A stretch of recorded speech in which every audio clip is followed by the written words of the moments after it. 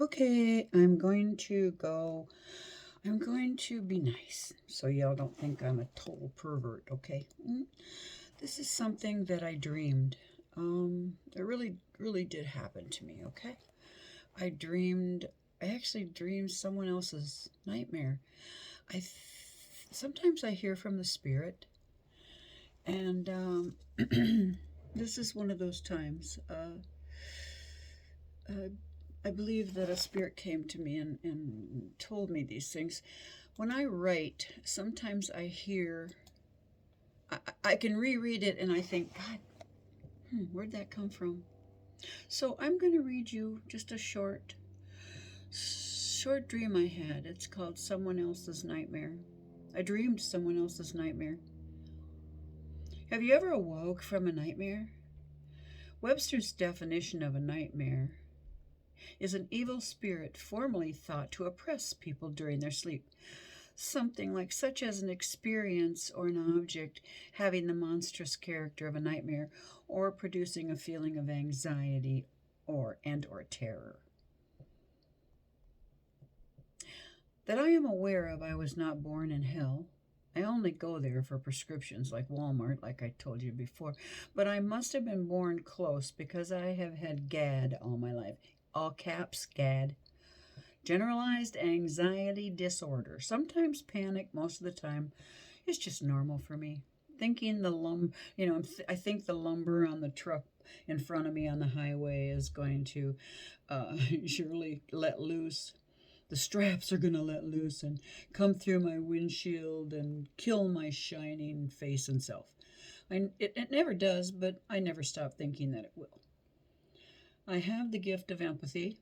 That goes along with GAD. It's not always a gift. Rather, it has taken me into the depths of hell on earth at times. I surely should not capitalize the H in hell. It doesn't deserve so much as that, but when I was in grade school, I'm just giving you a little background here before I tell you my dream. When I was in grade school, I felt empathy for other children that were teased, bullied, embarrassed, or they wet their pants. With a kid who wet their pants sometimes, and I was in the schoolyard or the lunchroom. I was always the kingdom cop, right? Oh, Jesus, I didn't, I didn't know there was already a God or a teacher that might take over the situation and save the poor kids unable to handle the situation. You see, I wasn't allowed to handle jack shit at home. Always told I didn't do it right, or what's the matter with you? So I had to find myself somewhere else. Not to mention my life path number in numerology is a 9. I'm a humanitarian. Give, give, give, give, till there ain't no more to give. And I have, and I have no shame for having it. I just wish I'd had the sense to know when to and when not to. That said, I have a story to tell you, and then I woke up. This is called Someone's Nightmare Came to Me. I held my sister as she died in my arms. Drive-by shooting. Alicia stared at me with her deep brown, dying eyes as life drained from her body. I felt her bloodied flesh filled with terror turn to peace as her life stopped and her spirit ascended to a new world. Mama wanted to take her from me and hold her, but she didn't. She knew Alicia was right where she belonged, in my arms. Papa wanted to run into the streets and kill all the gang members that had hurt so many in our little town, and now had murdered his sweet daughter, Alicia. The following day, Mama and Papa decided it was time to flee our home country. It had become unsafe for us. It had been unsafe to leave our house for food, work, or any other reason at all. We were starving mentally. Yeah, I gotta turn my page up there. We were starving mentally and physically due to the fear instilled by the gangs. Papa had saved some money hidden behind one of the bricks that held our lives safe from the elements, but not safe from the thieves that had taken over our country. It was time to run for our lives.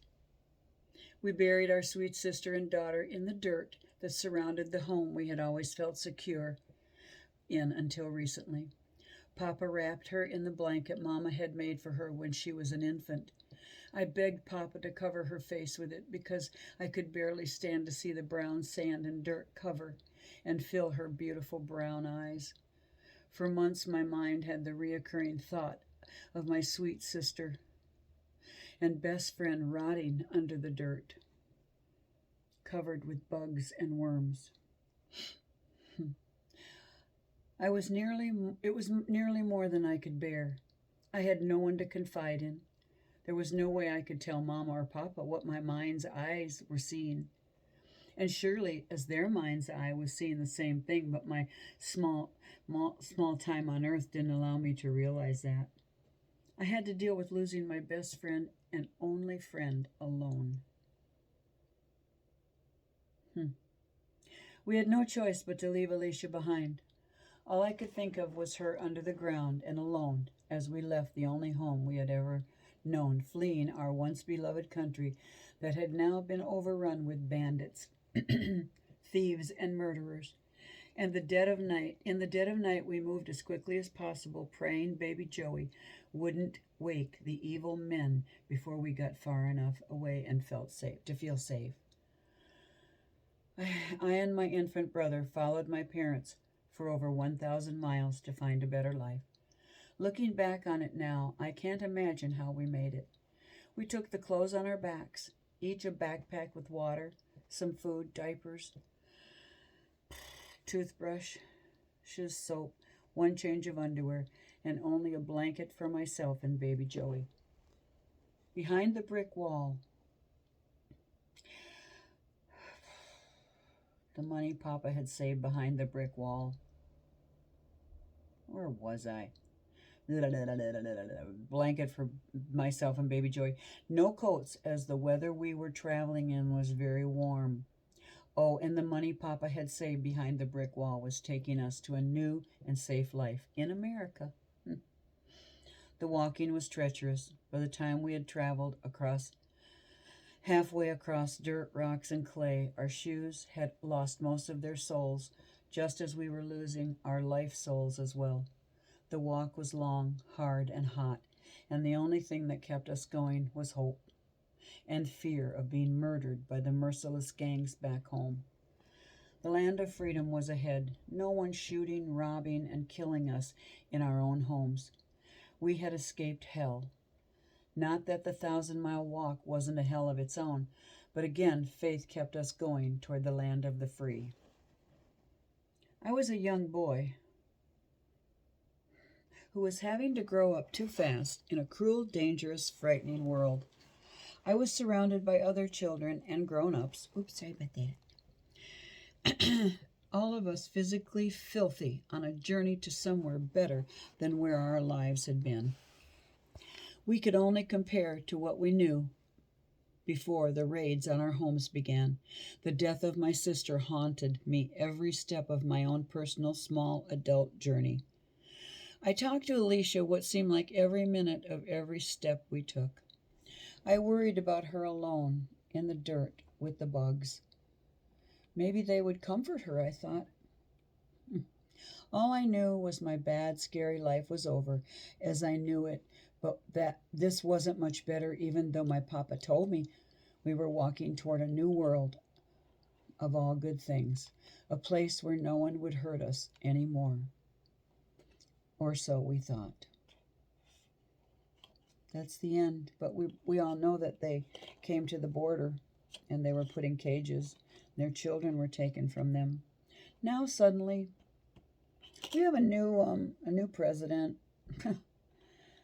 Now, with the old president, at least we heard what was going on. It wasn't good, but we heard. Now with the new one, we don't hear jack shit. We don't hear anything. Nothing. I have no idea what's happening there. I can't even find it on the BBC. So, I know that little guy came to me in a dream, thinking he was going to come to a new world where he would be safe. But the gangs here, what was the government, and it, no one knows what's happened to them. Their little sister is dead. But anyway, that's my dream. I'll tell you some more dreams later next time, okay? Maybe some happier ones, okay? Love you, bye.